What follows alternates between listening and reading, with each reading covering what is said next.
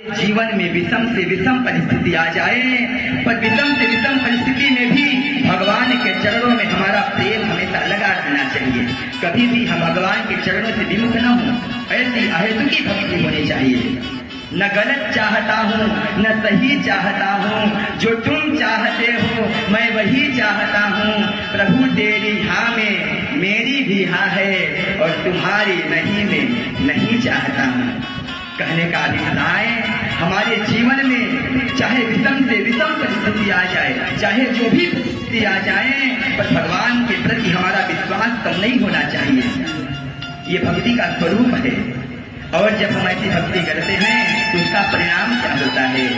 तो वासुदेवे भगवती भक्ति योग प्रयोजितः जनयत्यासु वैराग्यं ज्ञानं च यदहैतुकम्।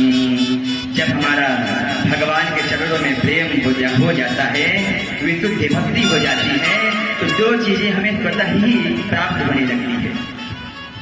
आसु शीघ्रम जनयत ज्ञानम वैराग्यम, जिनमें पहला है ज्ञान और दूसरा है वैराग्य।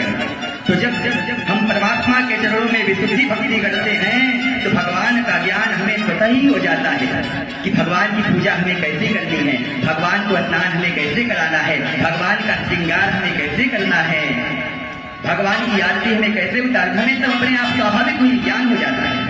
और जब हमें ये सब ज्ञान हो जाता है तो संसार के प्रति हमारा स्वाभाविक ही वैराग्य भी हो जाता है, क्योंकि भक्ति माँ है और भक्ति के ही पुत्र ज्ञान और वैराग्य है।